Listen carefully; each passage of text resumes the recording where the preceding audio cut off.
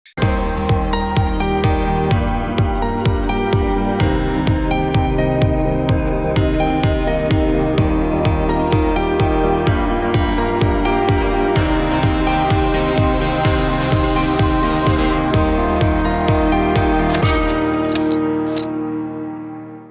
Hello everyone, welcome to our channel. So बच्चे लोग, हम लोग कर रहे हैं यहाँ पर क्लास 12 बिजनेस स्टडीज़ के अंदर one shot.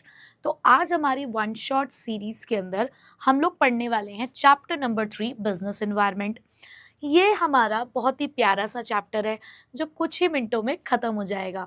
So I hope कि आपने दोनों चैप्टर्स, जो हमारे फर्स्ट 2 चैप्टर्स थे 1 और 2, उनको अच्छे से आप लोगों ने प्रिपेयर कर लिया है वन शॉट्स के थ्रू, और साथ में कुछ केस स्टडीज़ भी आपने प्रैक्टिस कर ली होंगी। तो मुझे कमेंट बॉक्स में ज़रा अपनी अपडेट दे देना कि यस मैम, वो दोनों चैप्टर्स तो अब हमारे बिल्कुल क्लियर है।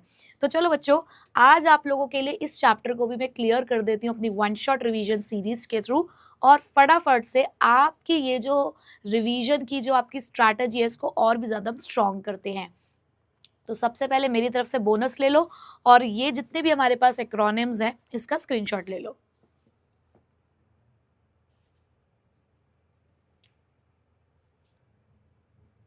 चलो, सो आई होप बच्चों कि आप लोगों ने यहाँ पे सारे एक्रोनिम्स के स्क्रीनशॉट ले लिए होंगे। एक बार रिमाइंड करा देती हूँ। Features of business environment, CA sir due चले। उसके बाद importance of business environment, OTT platform creates content for information. Dimension of business environment, legal paste या लीगल पेस्ट, कुछ भी आप लोग यहाँ पर यूज कर सकते हैं। फीचर्स ऑफ डीमोनेटाइजेशन, नो चोरी, बूस्ट, टैक्स कलेक्शन। ठीक है, तो चलिए देखते हैं कि कैसे कैसे ये सारी एक्रोनिम्स हम लोगों ने यहाँ पर यूज करी। तो बच्चों स्टार्ट करते हैं सबसे पहले मीनिंग ऑफ बिजनेस एनवायरनमेंट के साथ। तो अगर मैं बिजनेस एनवायरनमेंट के मीनिंग की बात करूं बच्चों, सो बिजनेस एनवायरनमेंट को हमने पढ़ा कि बिजनेस एनवायरनमेंट ना, पहली बात तो एक सम टोटल है। सम टोटल को अगर मैं यहाँ पर एग्रीगेट लिखूं तो उसमें कोई बुराई नहीं है। ठीक है, लिख सकते हैं कि बिजनेस एनवायरनमेंट क्या है, वो सम टोटल है, वो एग्रीगेट है। किस चीज का? उन सभी चीजों का जो हमारे बिजनेस की परफॉर्मेंस को अफेक्ट करते हैं, जो हमारे कंट्रोल में तो नहीं है बट उनकी वजह से हमारा बिजनेस अफेक्ट जरूर होता है। जैसे कि हमने अभी अभी कोई एक अपना प्रोडक्ट मैन्युफैक्चर किया, लेकिन उसी प्रोडक्ट से related same product same features के साथ कोई कॉम्पिटिटर मार्केट में एंटर कर गया। हम जो आज सामान बेच रहे हैं, कस्टमर की उस चीज़ के लिए डिमांड चेंज हो गई है, कस्टमर की प्रेफरेंस चेंज हो गई है। उसके अलावा गवर्नमेंट ने हमारे प्रोडक्ट के लिए अपनी पॉलिसी चेंज कर दी है। तो ये सारी चीज़ें हमारे कंट्रोल में नहीं है, बट इन सभी चीज़ों का हमारे बिजनेस पर बहुत ही ज़्यादा इम्पैक्ट पड़ता है। तो वो क्या चीज़ें हैं बच्चों? वो कोई एक वो इंडिविजुअल्स हो सकते हैं, वो इंस्टीट्यूशंस हो सकते हैं, या अदर फोर्सेस हो सकते हैं जो आपके बिजनेस एंटरप्राइज के कंट्रोल से तो बाहर हैं, बट आपके बिजनेस की परफॉर्मेंस को वो अफेक्ट ज़रूर कर रहे हैं। अब बेटा, जब मैं यहाँ पे बात कर रही हूँ अदर फोर्सेस की, तो याद करो मैंने यहाँ पर आपको कुछ फोर्सेस बताए थे। 2 तरीके के फोर्सेस थे हमारे पास। एक होते हैं हमारे पास स्पेसिफिक फोर्सेस, और एक होते हैं हमारे पास जनरल फोर्सेस, जो अभी हम यहाँ पर फीचर में भी डिस्कस करने वाले हैं। तो ये दोनों तरीके के फोर्सेस जो हैं वो हमारे बिजनेस को उनकी डे टू डे एक्टिविटी में डायरेक्टली और इनडायरेक्टली अफेक्ट करते हैं। ठीक है, so meaning is clear to you all. Next, features, characteristics या नेचर ऑफ बिजनेस एनवायरनमेंट, जिसके लिए हमने कहा सीए सर ड्यू चले। तो बेटा यहाँ पे सी से है हमारे पास कॉम्प्लेक्सिटी। सी से हमारे पास क्या है बच्चों? सी से है कॉम्प्लेक्सिटी। ए से हमने पढ़ा था ये एग्रीगेट ऑफ एक्सटर्नल फोर्सेस, इसको आप ये भी बोल सकते हो, टोटालिटी को एग्रीगेट भी हम बोल सकते हैं। एस से है बेटा हमारे पास यहाँ पर, एस से है स्पेसिफिक एंड जनरल फोर्सेस। आई से है हमारे पास इंटर रिलेटेडनेस। आर से है रिलेटिविटी, और डी से है डायनेमिक नेचर, और यू से है हमारे पास अनसर्टेनिटी। तो इस तरीके से सी एस आर ड्यू चले। तो पहले वाले फीचर की अगर मैं बात करूं, टोटालिटी ऑफ एक्सटर्नल फोर्सेस या एग्रीगेट इन नेचर, तो अभी मैंने मीनिंग में ही पढ़ा, आप चाहे तो सेम मीनिंग भी यहाँ पर लिख सकते हैं कि हमारा जो बिजनेस एनवायरनमेंट है वो बहुत सारे एक्सटर्नल फोर्सेस का सम टोटल है, जो उसके बिजनेस को अफेक्ट करता है, डायरेक्टली भी और इनडायरेक्टली भी। सेकेंड, अब वो फोर्सेस कौन कौन से हैं? उन्हें 2 पार्ट्स में डिवाइड किया गया है, स्पेसिफिक फोर्सेस और जनरल फोर्सेस। स्पेसिफिक मतलब कुछ ऐसे फोर्सेस जो आपके बिजनेस की परफॉर्मेंस को इमीडिएटली और डे टू डे बिजनेस में अफेक्ट करते हैं। जैसे कि कस्टमर का 10 से 1000 हो जाना और 1000 से 10 हो जाना इमीडिएटली आपको अफेक्ट करेगा। कुछ इसी तरीके से सप्लायर का सामान को महंगा कर देना immediately day to day business में आपकी परफॉर्मेंस को अफेक्ट करेगा। तो स्पेसिफिक फोर्सेस वो फोर्सेस होते हैं जो आपके बिजनेस को इमीडिएटली और डे टू डे बिजनेस को अफेक्ट करते हैं, उसकी परफॉर्मेंस को अफेक्ट करते हैं। But on the other hand general forces कुछ ऐसे फोर्सेस होते हैं जो इनडायरेक्टली आपके बिजनेस को अफेक्ट कर सकते हैं। जैसे कि अगर मैं स्पेसिफिक फोर्सेस की बात करूं तो आपके खुद के कस्टमर 10 से 1000 हो गए तो वो पर्टिकुलरली आप ही को अफेक्ट कर रहा है। बट ओवरऑल अगर गवर्नमेंट ने कोई पॉलिसी इंप्लीमेंट किया है तो उससे सिर्फ आप ही को नहीं, ओवरऑल हमारे जितने भी बिजनेसेस उस पर्टिकुलर फील्ड या इंडस्ट्री में होंगे उन सभी को फर्क पड़ेगा। तो देखो वो जनरल फोर्सेस कौन कौन से होते हैं, कुछ सोशल फोर्सेस होते हैं, कुछ पॉलिटिकल है, कुछ लीगल है, कुछ टेक्नोलॉजिकल है और कुछ इकोनॉमिकल है। जैसे कि वही गवर्नमेंट का हमारे ऊपर टैक्स लगाना या गवर्नमेंट के कोई रूल पास कर देना, कोई सोसाइटी का कोई ट्रेंड आ जाना, ये सारी चीज़ें हमारे बिजनेस को अफेक्ट करेंगे बट इनडायरेक्टली अफेक्ट करेंगे। ठीक है, नेक्स्ट इंटर रिलेटेडनेस। ये जितने भी फोर्सेस हैं ये आपस में इंटर रिलेट करते हैं, इनका आपस में एक रिलेशनशिप होता है कि तो अगर हेल्थ अवेयरनेस हमारी कंट्री के अंदर आएगी तो डिमांड बढ़ेगी कुछ ना कुछ ऑर्गेनिक फूड या डाइट प्रोडक्ट्स के लिए, या फिर जो भी हमारे हेल्थ सप्लीमेंट्स हैं उन सब चीज़ों की डिमांड मार्केट में बढ़ जाएगी। तो एक ट्रेंड आया, यानी कि एक सोशल एनवायरनमेंट में चेंजेस आए जिसकी वजह से हमारी इकोनॉमी में डिमांड फ्लक्चुएट हुई। तो demand is the part of economic environment और सोसाइटी का जो ट्रेंड है, जो सोशल ट्रेंड्स हैं वो आपके सोशल एनवायरनमेंट का पार्ट है। तो एक एनवायरनमेंट का चेंज दूसरे एनवायरनमेंट में भी चेंजेस लेकर आता है। तो इसे जितने भी इसके एलिमेंट्स है बिजनेस एनवायरनमेंट के वो आपस में इंटर रिलेटेड है। Next dynamic. भाई ये बदलता रहता है, बिजनेस एनवायरनमेंट कभी सेम नहीं रहता। हमारे बिजनेस में हर आए दिन कुछ ना कुछ बदलाव होते ही रहते हैं, हमें उन बदलावों को अडेप्ट करना होता है ताकि हम लंबे समय तक मार्केट में टिके रह सकें। तो बिजनेस एनवायरनमेंट डायनामिक है because it keeps on changes with the time. बेटा मैंने पहले भी बताया था जब मैंने डिटेल में पढ़ाया था ये चैप्टर कि डायनामिक, अनसर्टेनिटी और रिलेटिविटी और समहाउ कई बार कॉम्प्लेक्सिटी के साथ बच्चा कंफ्यूज हो जाता है। तो आप कीवर्ड्स पे यहाँ पर फोकस कीजिएगा कि जब भी डायनामिक की बात होती है तो डायनामिक का मतलब होता है समय के साथ साथ चीज़ों में चेंजेस लेकर आना। जैसे कि टेक्नोलॉजी के अंदर चेंज आता है, फैशन के अंदर चेंज आता है, टेस्ट के अंदर चेंज आता है। बट अगर मैं बात करूँ अनसर्टेनिटी की तो अनसर्टेनिटी का मतलब होता है कुछ ऐसे फ्यूचर इन्वायरमेंटल चेंजेस। तो यहाँ पर हम बात करते हैं फ्यूचर इन्वायरमेंटल चेंजेस की जो कि आपको प्रिडिक्ट करना मुश्किल है।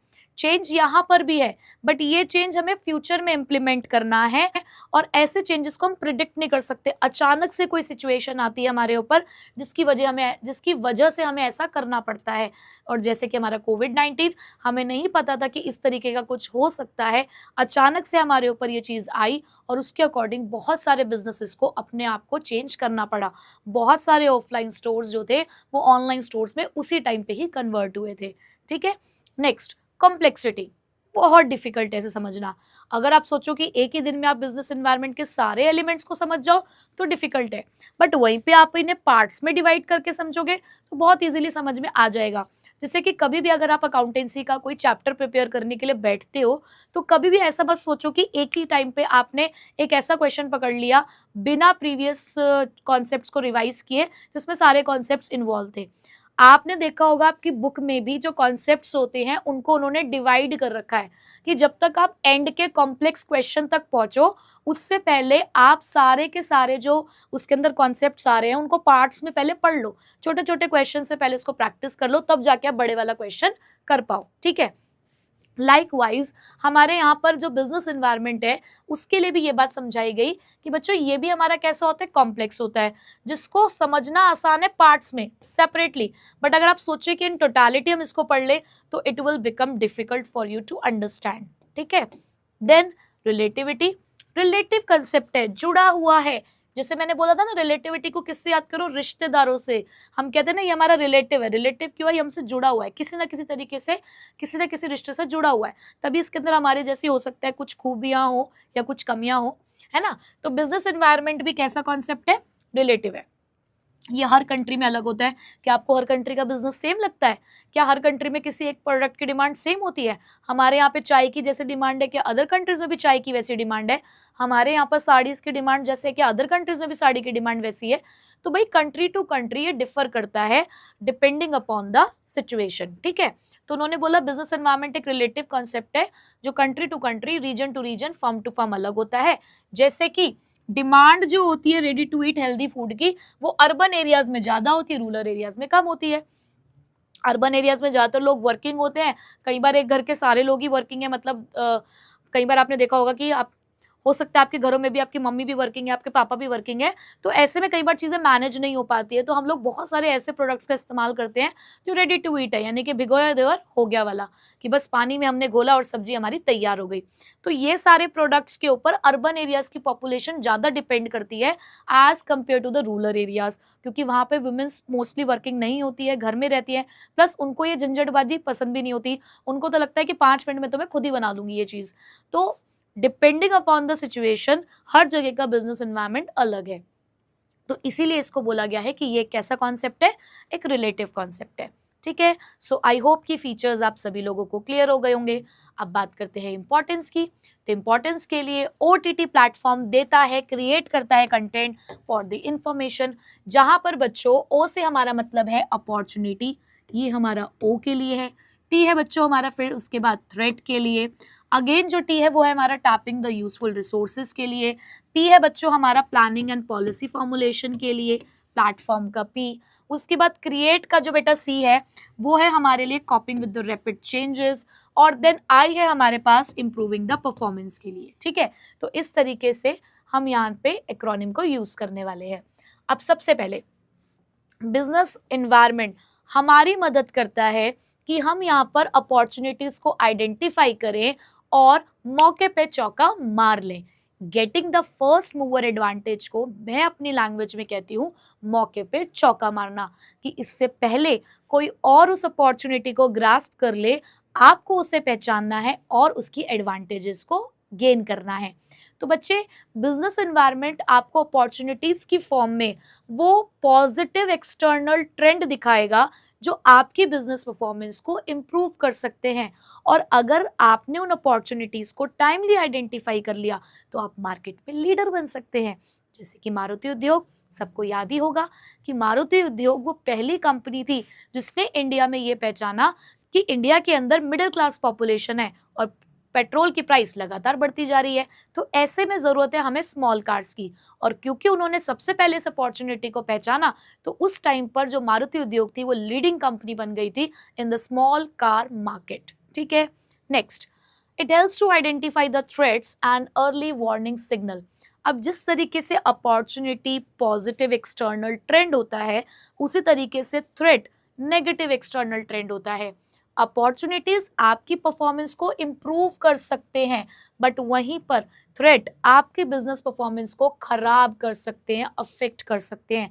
कि आपने देखा कि मार्केट में कोई कॉम्पिटिटर एंटर कर रहा है, हर आए दिन कोई ना कोई मल्टीनेशनल कंपनी के बारे में हम लोग सुन रहे होते हैं कि वो यहाँ पर एंटर करने वाली है हमारे इंडियन मार्केट के अंदर। तो ऐसे में ये थ्रेट हमारे लिए एक वार्निंग सिग्नल की तरह काम करते हैं कि हमें यहाँ पर बिल्कुल सतर्क हो जाना है कि कोई आ रहा है हमारे जैसी प्रोडक्ट को मार्केट में बेचने के लिए, अच्छी टेक्नोलॉजी अच्छे प्राइस पर, तो लोग चले जाएंगे उनके पास, क्योंकि लोगों को तो जहां अपना फायदा दिखता है वो वहीं चले जाते हैं। तो ऐसे में हमें खुद को प्रिपेयर करना होगा कि उस थ्रेट से हमें किस तरीके से लड़ना है, ठीक है। Next, it helps in tapping the useful resources. अब टैपिंग द यूजफुल रिसोर्सेज का मतलब क्या है कि बिजनेस एनवायरनमेंट के अंदर आपको बहुत सारे रिसोर्सेज मिलते हैं। जैसे हम इकोनॉमिक्स में भी पढ़ते आए हैं कि हमें 4 फैक्टर्स ऑफ प्रोडक्शन जो होते हैं प्रोडक्शन करने के लिए, वो हमें बिजनेस एनवायरनमेंट से ही मिलते हैं, हमें सोसाइटी से ही मिलते हैं, चाहे वो लैंड, लेबर, कैपिटल और एंटरप्रेन्योर हो, सारी चीजें आपको यहीं से मिल रही हैं। ऑन दी अदर हैंड, जब आप इन इनपुट्स का इस्तेमाल करते हो फॉर द प्रोडक्शन, तो आपका जो आउटपुट जनरेट होगा, अल्टीमेटली आपको आउटपुट भी यहीं जाकर बेचना है, यही है आपका वो आउटलेट जहां जाकर आप अपना सामान बेचेंगे। तो बिजनेस एनवायरनमेंट की स्कैनिंग इसीलिए भी जरूरी होती है क्योंकि यहीं से वो सारे रिसोर्सेज मिलेंगे, यहीं पे सप्लायर भी है, यहीं पे कस्टमर भी है, यहीं पे हमारा इन्वेस्टर भी है। तो इसलिए भी बिजनेस एनवायरनमेंट को टाइम टू टाइम स्टडी करना जरूरी होता है, क्योंकि हमें यहाँ पर मिलते हैं हमारे सारे useful resources. Then it helps in coping with the rapid changes. Coping मतलब कदम से कदम मिलाकर चलना है भाई। बिजनेस एनवायरनमेंट बहुत ही टर्बुलेंट मार्केट के साथ काम कर रहा है। हर एक जो राउंड होता है टेक्नोलॉजी का, वो एक नए नए फीचर्स को ऐड ऑन करता है प्रोडक्ट्स के अंदर। तो बिजनेस एनवायरनमेंट जो है वो क्योंकि बहुत ज़्यादा डायनेमिक है, बहुत ज़्यादा चेंजेस आ रहे हैं मार्केट के अंदर, तो बिजनेस एनवायरनमेंट की स्कैनिंग आपकी मदद करेगी कि आप उन चेंजेस को टाइम टू टाइम अडेप्ट करो और उसी के अकॉर्डिंग अपने यहाँ पर चेंजेस लेकर आओ, ताकि आप कंपटीशन से लड़ सको। तो यहाँ पर यही लिखा हुआ है कि कंटिन्यूसली अगर आप स्कैन करते हो बिजनेस एनवायरनमेंट को, ये देखने के लिए कि मार्केट में क्या क्या चेंजेस हो रहे हैं, तो आप उनको अच्छे से फेस कर पाएंगे और अच्छा एक तरीका अपना पाएंगे, जिससे आप उन चेंजेस को एक्सेप्ट करते हुए, अडेप्ट करते हुए उनके साथ आप मार्केट का कंपटीशन फेस कर पाएं। ठीक है, next, it assist in planning and policy formulation. अब बिजनेस एनवायरनमेंट में थ्रेट्स भी हैं, बिजनेस एनवायरनमेंट में अपॉर्चुनिटीज भी हैं, क्योंकि बिजनेस एनवायरनमेंट हमें दोनों ही चीज़ें प्रोवाइड कर रहा है। तो उन दोनों चीज़ों को ध्यान में रखते हुए हम अपनी आगे की प्लानिंग कर सकते हैं। हमें ये पता चलेगा व्हाट टू डू। भाई अगर मुझे पता है कि अपॉर्चुनिटीज है मेरे सामने, तो मुझे डिसाइड करना है ना what is to be done, how it is to be done, when it is to be done. और वहीं पर मुझे थ्रेट्स दिख रहे हैं, कुछ मुझे यहाँ पर दिख रहा है कि यार कोई चीज़ है जो मेरे बिजनेस को खराब कर सकती है, तो उसके अकॉर्डिंग मुझे पॉलिसी बनानी होगी कि वो क्या गाइडलाइंस होगी जिसको फॉलो करके, वो क्या कोर्स ऑफ एक्शन होगा जिसको फॉलो करके मैं उस थ्रेट से लड़ सकती हूँ। तो बिजनेस एनवायरनमेंट क्योंकि सोर्स है सभी चीज़ों का, तो यहाँ पर आप पॉलिसी और प्लानिंग फॉर्मुलेशन दोनों कर सकते हैं। जैसे कि आईटीसी होटल्स ने प्लान किया था न्यू होटल्स को इंडिया के अंदर, ये देखने के बाद कि टूरिस्ट सेक्टर के अंदर बहुत ज़्यादा बूम आ रहा है, मतलब इंडिया के अंदर बहुत सारे लोग जो हैं वो घूमने के लिए आते हैं। तो ऐसे में आईटीसी वालों ने भी सोचा कि हम लोगों को नए नए होटल्स यहाँ पर खोलने चाहिए। ठीक है, तो यहाँ पर उन्होंने इन सब चीज़ों को देखते हुए प्लानिंग और पॉलिसीज अपनी बनाई। लास्ट है इंपॉर्टेंस के अंदर, it helps in improving the performance, कि जो बिजनेस कंटिन्यूसली अपने बिजनेस एनवायरनमेंट को मॉनिटर करता है, वो अपनी आज की ही नहीं, वो अपनी कल की परफॉर्मेंस को भी इंप्रूव करेगा। अगर आप लोग भी एज अ स्टूडेंट ये देख के चल रहे हो कि आज आप जब क्लास 12th में हो तो आपके लिए क्या अपॉर्चुनिटीज़ हैं, और अगर आप अपने जो भी आप फिलहाल पढ़ाई कर रहे हैं, अगर उसका बेस आप स्ट्रॉन्ग करके चलते हो, तो ये आपकी फ्यूचर परफॉर्मेंस को कैसे इंप्रूव करेगी। टाइम टू टाइम आप अपने आप को अपडेट रखते हो, तो आज जो आप कर रहे हो उसमें तो आपकी परफॉर्मेंस बढ़िया रहेगी। एट द सेम टाइम कल को जब आप हायर स्टडीज़ के लिए जाएंगे, इन्हीं कोर्सेज में आप एडमिशन लेंगे जो आपकी फील्ड से रिलेटेड है, तो आप वहाँ पर भी बेहतर परफॉर्म कर पाएंगे। तो बिजनेस एनवायरनमेंट में यही समझाया गया कि अगर आप करेक्ट एनालिसिस करते हो और कंटिन्यूसली मॉनिटर करते हो बिजनेस एनवायरनमेंट को, तो ये एक ऑर्गेनाइजेशन की मदद करती है अपने परफॉर्मेंस को इम्प्रूव करने में, अभी भी और आगे जाकर भी, और मार्केट में आपको सक्सीड करने में मदद कर दी है for the longer period of time. ठीक है, तो यहाँ हमने पढ़ ली है importance of business environment. So I hope कि आप सभी लोगों को ये भी बहुत अच्छे से क्लियर होगी। अब आते हैं अपने नेक्स्ट टॉपिक की तरफ, which is dimension, elements, types of business environment, components of business environment. न जाने कितने कितने नाम से हम इसको जानते हैं। तो बच्चों अब यहाँ पर हमारे पास 5 डायमेंशंस है बिजनेस एनवायरनमेंट के, जिसको हम यहाँ पर याद रखेंगे लीगल पेस्ट या लीगल पेट्स के नाम से भी आप इसको याद कर सकते हो। जहाँ पर बच्चे ये जो लीगल है, ये तो अपने आप में ही एक एनवायरनमेंट है, लीगल एनवायरनमेंट। पी से है बेटा हमारा पॉलिटिकल एनवायरनमेंट, ई से हमारे पास इकोनॉमिकल एनवायरनमेंट, एस से है सोशल एनवायरनमेंट, और टी से है टेक्नोलॉजिकल एनवायरनमेंट। ठीक, इसका क्वेश्चन ज़्यादातर केस स्टडी में आता है डायरेक्ट, तो मतलब मैंने तो नहीं देखा अब तक पिछले कुछ सालों से कि इसका क्वेश्चन डायरेक्ट पूछा गया हो। मोस्ट ऑफ द टाइम्स इसकी केस स्टडी ही पूछी जाती है। तो बात करती हूँ इकोनॉमिक एनवायरनमेंट की।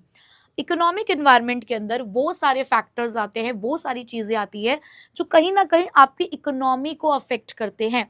जैसे कि हमारे यहाँ पर interest rate, inflation rate, disposable income का चेंज हो जाना, स्टॉक मार्केट की कंडीशन, वैल्यू ऑफ अ रुपी का चेंज हो जाना, प्राइवेट और पब्लिक सेक्टर के रोल में बदलाव आना, जीएनपी की ग्रोथ अगर हम चेक कर रहे हैं, पर कैपिटा इनकम है हमारी, चाहे वो करंट प्राइस पे है या कांस्टेंट प्राइस पे है, rate of saving, rate of investment, volume of imports and exports, balance of payment, foreign exchange reserve, agriculture and industrial production trend, expansion of the transportation and communication facilities, money supply and public debt. ये इतनी सारी कहानी मैंने बोली यहाँ पर अभी, ये सारे के सारे कंपोनेंट्स हैं, एग्जांपल्स हैं इकोनॉमिक एनवायरनमेंट के, ठीक है। फॉर एग्जांपल सपोज करिए कि बैंक ने होम लोन सस्ते कर दिए, ठीक है। जब बैंक होम लोन सस्ते करेगा तो यहाँ पर क्या इसका कंक्लूजन निकलेगा, क्या इसके कॉन्सिक्वेंसेज होंगे कि एक तो जो लोग पहले घर नहीं खरीद सकते थे क्योंकि होम लोन बहुत महंगे थे, अब वो होम लोन खरीद सकते हैं। इसका मतलब demand for the houses will increase, घरों की डिमांड बढ़ेगी। जब घरों की डिमांड बढ़ेगी तो this will act as an opportunity for the construction company, है ना, कि उनके लिए एक अपॉर्चुनिटी की तरह काम करेगा कि लोगों ने घरों की डिमांड बढ़ाई है तो कंस्ट्रक्शन कंपनियों के लिए यहाँ पर फायदा हो गया है। तो बैंक का रेट ऑफ इंटरेस्ट कम हो जाना आपके इकोनॉमिक एनवायरनमेंट का पार्ट है। डिमांड फॉर दी हाउसेस का इंक्रीज हो जाना वो भी इकोनॉमिक एनवायरनमेंट का पार्ट है। तो यहाँ पर इस तरीके से भी इकोनॉमिक एनवायरनमेंट जो है वो किसी बिजनेस की परफॉर्मेंस को अफेक्ट करता है, पॉजिटिवली भी और समहाउ इन सम केसेस नेगेटिवली भी, ठीक है। अब जैसे कि अगर मैं कहूँ इन्फ्लेशन आ गया है, रॉ मटेरियल महंगा मिलना शुरू हो गया है, जिस चीज़ का आप प्रोडक्शन करते हो उसको रॉ मटेरियल मार्केट में महंगा हो गया है, तो आपकी कॉस्ट ऑफ प्रोडक्शन बढ़ जाएगी जिसकी वजह से आपको सामान बनाना महंगा पड़ेगा, प्रॉफिट मार्जिन्स घट जाएंगे, हो सकता है उसकी वजह से मार्केट में डिमांड आपकी घट जाए अगर आपने सामान महंगा कर दिया तो ये नेगेटिवली इम्पैक्ट कर रहा है। तो इकोनॉमिक एनवायरनमेंट के कुछ चीज़ें आपके बिजनेस की परफॉर्मेंस को पॉजिटिवली और नेगेटिवली दोनों तरीके से अफेक्ट कर सकता है। उसके बाद बात करती हूँ सोशल एनवायरनमेंट की। तो यहाँ आते हैं हमारे कुछ custom, tradition, values, social trend, societies expectation, lifestyle, consumer preference, quality of life, life expectancy, expectations from the workforce, presence of the women in the workforce, birth and death rate, population shift, educational system, literacy rate, consumption habit, composition of families। तो ये सारे के सारे बेटा किसका part है, social environment का part है, ठीक है। अब फॉर एग्जांपल अगर मैं बताऊं कि अब फेस्टिवल्स हमारे आने शुरू हो ही जाएंगे, तो फेस्टिवल के टाइम पर जैसे कि दिवाली है, ईद है, क्रिसमस है, तो कुछ चीज़ों की डिमांड मार्केट में बहुत ज़्यादा बढ़ने लग जाती है। तो जब भी उनकी डिमांड बहुत ज़्यादा बढ़ेगी तो उसका मतलब उस टाइम पे पॉजिटिवली जो बिजनेस एनवायरनमेंट है वो अफेक्ट कर रहा है उन सभी बिजनेसेस को, ठीक है। जैसे कि मिठाइयाँ बिकनी शुरू हो जाती हैं, कपड़े बहुत ज़्यादा बिकने शुरू हो जाते हैं, तो ये उनके लिए पॉजिटिव है कि उनकी परफॉर्मेंस इंप्रूव होगी। जब क्या चल रहा है हमारे यहाँ पर, ओकेजन्स चल रहे हैं, फेस्टिवल्स चल रहे हैं, शादियाँ हो रही हैं, तो उस टाइम पे बहुत सारी चीज़ों की डिमांड मार्केट में हाई हो जाती है, ठीक है। उसके बाद मैं बात करती हूँ टेक्नोलॉजिकल एनवायरनमेंट, जिसके अंदर आते हैं कुछ scientific improvements, innovation, upgradation, new methods and technique. इसको पहचानना सबसे आसान होता है कि जब भी आपको काम करने का कोई नया तरीका दिखे, टेक्नोलॉजी अपग्रेडेशन दिखे, कोई प्रोडक्ट की डिस्कवरी दिखे या उसके अंदर कोई इनोवेशन दिखे, कोई भी नयापन दिखे, तो वो टेक्नोलॉजिकल एनवायरनमेंट है। जैसे कि आज के टाइम पे हम घर बैठे ही बहुत कुछ कर पा रहे हैं, हम घर बैठे ही अपने बिजली का बिल दे पा रहे हैं, अपने फ़ोन को रिचार्ज कर पा रहे हैं, अपनी एयर टिकट बुक कर पा रहे हैं, अपनी मूवी टिकट बुक कर पा रहे हैं, इवन घर बैठे अगर हमें किसी रेस्टोरेंट में खाना खाने जा रहे हैं तो उसकी टेबल भी बुक कर पा रहे हैं। तो इतना सारा काम जो हम कर पा रहे हैं घर बैठ के ही, अपने पूरे बैंक को मैनेज कर रहे हैं यहाँ पे, अपने बैंक अकाउंट को, तो ये सारी की सारी चीज़ें बच्चे टेक्नोलॉजिकल इन्वायरमेंट का पार्ट है, ठीक है। उसके बाद बात करूं अगर पॉलिटिकल एनवायरनमेंट की, तो यहाँ पर गवर्नमेंट आ जाती है। गवर्नमेंट से जुड़ी बहुत सारी बातें, जैसे कि general stability in our country, हमारी कंट्री में सुख शांति कितनी है और हमारी कंट्री में कितना ज़्यादा पॉलिटिकल इम्पैक्ट आ रहा है, जिस और कौन से इकोनॉमिक इश्यूज़ हैं, आइडियोलॉजीज कितनी ज़्यादा डोमिनेंट है हमारे यहाँ पर पॉलिटिकल पार्टीज़ की, और नेचर क्या है, और प्रोफाइल क्या है पॉलिटिकल लीडरशिप का, पॉलिटिकल पर्सनालिटीज़ की थिंकिंग क्या है, कितना ज़्यादा गवर्नमेंट का इंटरवेंशन है, नेचर क्या है रिलेशनशिप का जो फॉरेन कंट्रीज़ के साथ है, मतलब वही ग्लोबलाइजेशन, प्राइवेटाइजेशन, लिबरलाइजेशन, ये सब चीज़ें। गवर्नमेंट का एटीट्यूड कैसा है हमारे बिजनेस के टुवर्ड्स, वो मना तो नहीं कर रहा हमें किसी काम को करने के लिए, हमारे देश में सुख शांति है या नहीं है, लड़ाई झगड़ा चल रहा है, तो ये सारी चीज़ें पॉलिटिकल इन्वायरमेंट का पार्ट होती है। जैसे कि 1991 से पहले बहुत ही रिजिड पॉलिसीज हुआ करती थी, बट जब 1991 में एलपीजी की पॉलिसी आई, लिबरलाइजेशन, प्राइवेटाइजेशन, ग्लोबलाइजेशन, तो लाइसेंसिंग सिस्टम हटा, बहुत सारे रिस्ट्रिक्शंस थे बिजनेसेस के ऊपर, उसको हटा दिया गया, हमने दूसरी कंट्रीज़ के साथ मिलना शुरू कर दिया, ग्लोबलाइजेशन हो गया, इंपोर्ट एक्सपोर्ट फ्रीली अलाउड कर दिए गए, प्राइवेटाइजेशन आया जहाँ पर कहीं ना कहीं प्राइवेट सेक्टर को अलाउड किया गया कि आप भी अब बहुत सारे एरियाज़ में एंटर करके काम कर सकते हो। तो जहाँ जो हमारी गवर्नमेंट है वो पॉजिटिवली रिएक्ट कर रही है, तो दैट मीन्स हमारी बिजनेस परफॉर्मेंस इंप्रूव हो रही है, ठीक है। Next, legal environment. अब लीगल एनवायरनमेंट की जब भी बात होगी तो कोई ना कोई नया लॉ पास हो रहा होगा, कोई ना कोई जजमेंट होगा, कोई ना कोई डिसीजन होगा। जैसे कि कोई लेजिस्लेशन यानी कि कोई लॉ पास हुआ है, कोई एक्ट पास हुआ है, कोई ऑर्डर आया है गवर्नमेंट अथॉरिटीज की तरफ से, या कोर्ट का कोई जजमेंट है। जैसे बहुत सारी चीज़ों पर बैन लगा देना, कंज्यूमर प्रोटेक्शन एक्ट आया है हमारे पास। तो बहुत सारे ऐसे हमारे पास एक्ट है जो इम्प्लीमेंट किए गए हैं, जो लीगल एनवायरनमेंट हमें फॉलो करने के लिए कहता है, और अगर हम इनको फॉलो नहीं करेंगे तो हमारे ऊपर लीगल एक्शंस लिए जा सकते हैं। ठीक है, तो बच्चों ये था हमारा डायमेंशन ऑफ बिजनेस एनवायरनमेंट। बहुत ईजी टॉपिक होता है, बस थोड़ा ध्यान से आप लोगों को इसको करना होगा। ठीक है, एंड आई होप कि ये भी आपको क्लियर हो गया होगा। नेक्स्ट, ये तो हमारे लिए बहुत ही चुटकियों भर का टॉपिक है, डीमोनेटाइजेशन। हम सब लोग इसकी कहानी जानते हैं कि डीमोनेटाइजेशन का मतलब क्या होता है, कि हमारे यहाँ पर हमने अपनी आंखों के सामने जब डीमोनेटाइजेशन देखा 2016 में, तो हमें ये पता चला कि डीमोनेटाइजेशन का मतलब होता है कि जहाँ पर किसी न किसी करेंसी को नॉन लीगल टेंडर की सिचुएशन में डाल दिया जाता है। नॉन लीगल टेंडर मतलब जिस करेंसी के ऊपर से लॉ का जो सपोर्ट है वो हट जाता है, यानी कि जिस करेंसी को अब लॉ मानने से, यानी कि उसको, जिस करेंसी को लॉ अब यूज करने से मना कर देती है। जैसे कि 2016 8 नवंबर 2016 के अंदर जब 500 और 1000 के नोटों को डीमोनेटाइज कर दिया गया, तो वो हम सभी लोगों के सामने एक ऐसा इंसिडेंस था जो हम सभी लोगों ने देखा, जिससे हमें पता चला कि डीमोनेटाइजेशन जैसा भी कुछ होता है। बट डीमोनेटाइजेशन पहली बार हमारे देश में नहीं हुआ, इससे पहले भी डीमोनेटाइजेशन हो चुकी है।